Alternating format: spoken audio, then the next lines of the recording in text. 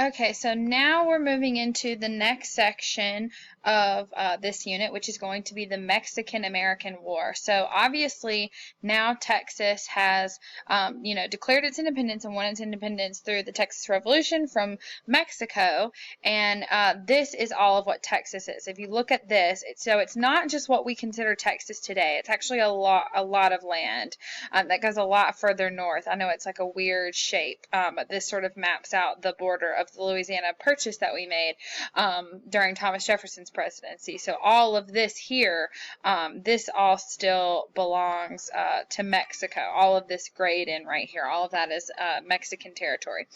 Now, since Texas has won its independence from Mexico, there are a lot of implications for the United States. Now, obviously, the United States has there are a lot of Americans that live in Texas.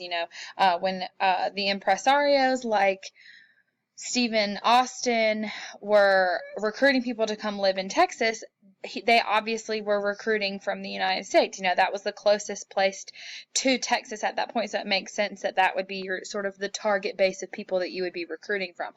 And we've already mentioned how there are a lot of Americans living in Texas, and what this means now is we have this, independent country, because that's what Texas is at this point. It's its own country. We have this independent country living beside us now, very tiny and not very secure, and it has a lot of American citizens living there. So, it seems like a good idea to annex Texas. What it means to annex Texas would be to sort of take it into ourselves and make it a part of the United States, not even make it a territory. It has enough people to become a state immediately. So there's a lot of talk in Washington, D.C. about annexing Texas.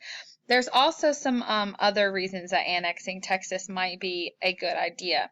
One of which is that for the South, this would be below that 3630 Missouri Compromise line. So this would be a place where slavery could expand. Texas already has a wide population of slaves, so it would be added as a slave state, and it's very populated, so that means that they would have a lot of representation in Congress, which would give the South more power, which is something they definitely want. Since we're going to start now that Manifest Destiny is happening, we're really starting to settle that Louisiana territory, and all of that land is going to be added as states soon. So it's really important to the South that we start adding some more Western territory that could be open to slavery, and Texas would indeed be that. Now, let's say we don't annex Texas. What does that mean for Texas? Well, that means that Texas is sort of in a vulnerable position.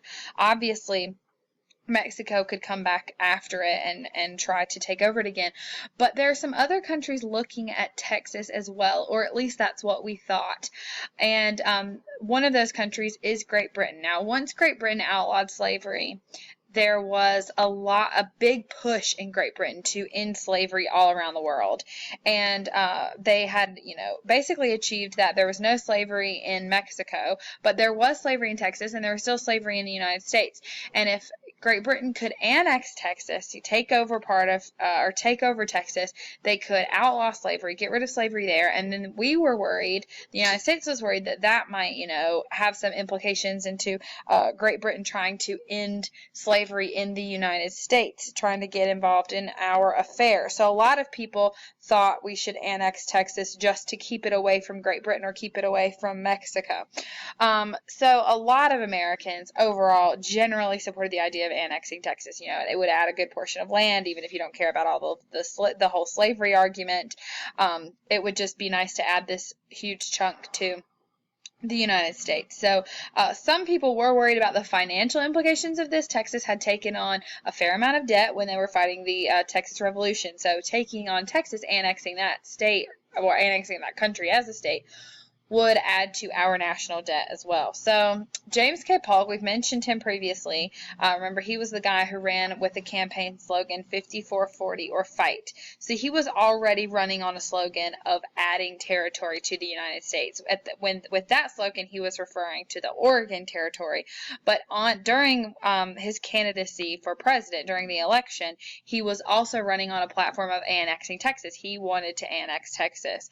So this election, the election of 1844, really became about whether or not you supported adding all of this territory, whether or not you supported adding Oregon and Texas to the United States. If you voted for James K. Polk, then you did want to add Texas. If you didn't vote for him, then you did not. And so Mexico sees that all of this is happening. They're aware that all of this is going on, and they issue a statement basically saying that annexing Texas would be equal to a declaration of war against Mexico, and that's because they don't see the Treaty of Alaska as a legitimate treaty. Remember, the Treaty of Alaska was the treaty that ended the Texas Revolution. They captured Santa Anna at the Battle of San Jacinto, and they basically held a gun to his head and forced him to sign that treaty. Now, that doesn't really make it a legitimate treaty when they force him to sign it. Obviously, in the eyes of the United States, because we want Texas, it's a legitimate treaty, and in the eyes of Texas, it's a legitimate treaty, but really, in reality, it's not, and Mexico certainly doesn't see it that way. So in their mind, Texas still belongs to Mexico. So if we were to annex Texas, in Mexico's eyes, that would be us straight up stealing a huge portion of their country, against their will, without their permission. So John Tyler was the outgoing president, and in the election of 1844, James K. Polk is elected. So John Tyler sees that James K. Polk is about to become in office, and he's like, okay, that must mean that people are, supportive of annexing Texas. So 3 days before the end of his term, he signs the form to annex Texas. And we do this fully knowing what that means to Mexico. So John Tyler signing this form to annex the Republic of Texas essentially is an unspoken declaration of war against Mexico. So we can't just annex Texas, without their permission. Texas has to be okay with it, or at least we want them to be okay with it. So in the fall of 1845, we put it up to a vote in Texas, and the vote is overwhelmingly in favor of becoming a part of the United States. Almost 8,000 votes for yes, and less than 500 really votes for no. And obviously I know that vote seems low, and you're like, wow, why did only, less than 10,000 people vote when we know Texas was pretty well populated at this point. Keep in mind that only men could vote, only white men could vote. They had to own land. It wasn't like voting today. So those voting numbers aren't a true reflection of the population.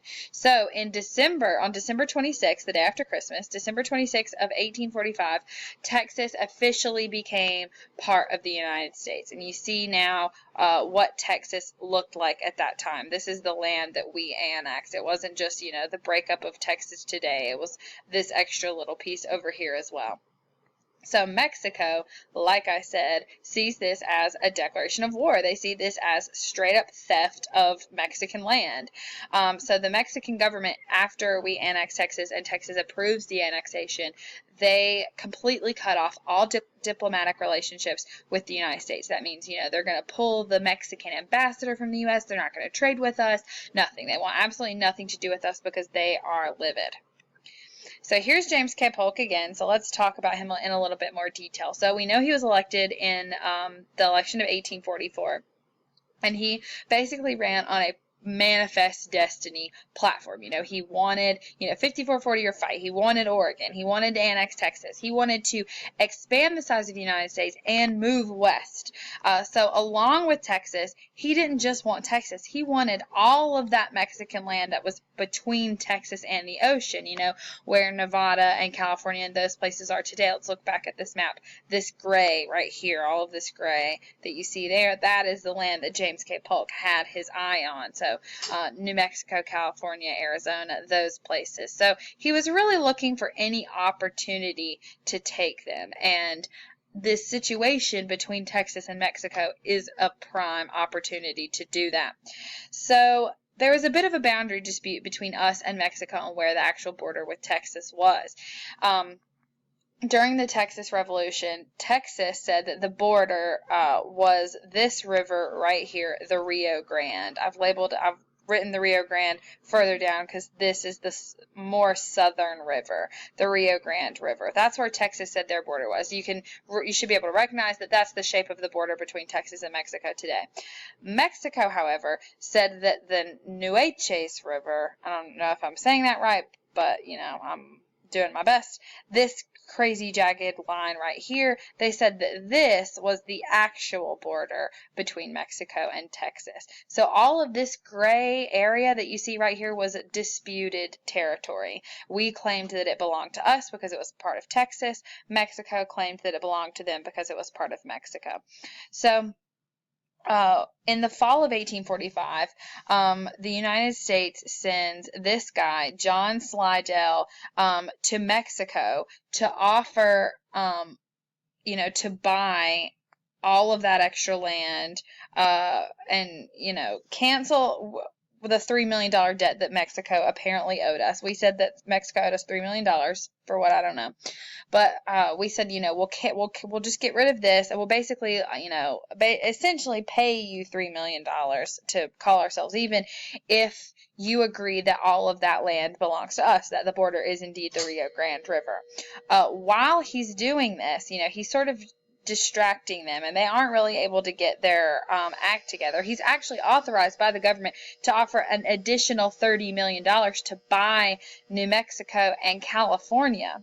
So we were trying to get all of that gray land in there by paying $30 million for it. But because the Mexican government, there's some back and forth going on. Santa Anna isn't president anymore. They're having some chaos in their government, and no one is able to really meet with him. And so he gets mad and leaves because he feels, basically disrespected that no one would listen to his pitch, and it was a pretty good pitch.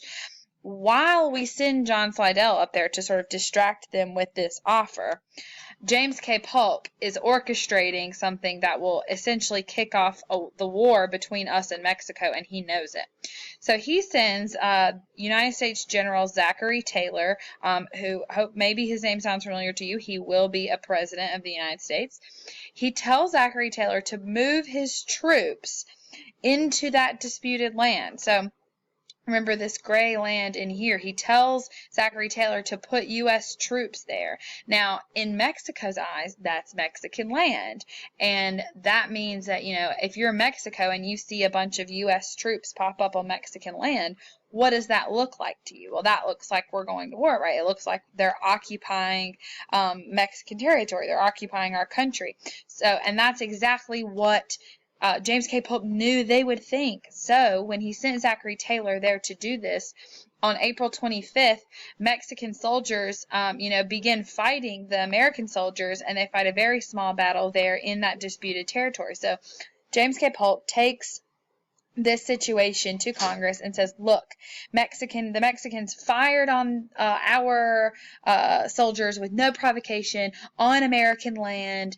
We need to go to war with Mexico. And pretty much everyone was fired up. They were like, heck yeah, let's declare war on Mexico. But there were a couple of people in Congress who knew what James K. Polk was doing, and they weren't fooled by his tricks. And there was a very young congressman in the Senate at that point representing the state of Illinois who, didn't have a lot of respect yet. He was very new, and he got up and gave this big speech saying, that this is a ploy to just start a war with Mexico, and he knew it. And he said this famous quote, he said, show me the spot. Show me the exact spot where the Mexican government or the Mexican military killed American soldiers on American land. You can't show me because we aren't even sure that this is our land yet. And that senator was Abraham Lincoln. So obviously no one really cared what Abraham Lincoln had to say. They were just like, go sit down. No one even knows you yet. You're not relevant. And they end up authorizing a declaration of war against Mexico. So that's on May 13th of 1846. At May 13th of 1846, we are officially at war with Mexico. So we've seen some pretty significant U.S. victories early on. We have one general in the American military, General Stephen Kearny, who is leading the fight in all of that. If you remember looking back at this map, all of this area right here, this yellow land, he's out here in what is, New Mexico and California and those places. He's out there working his way to California trying to take over Mexico. So he manages to capture Santa Fe. And when he captures Santa Fe, he has New Mexico then. So then he sets his sights on California. Now, California is actually going to go through a very similar situation that Texas went through. Texas fought the whole Texas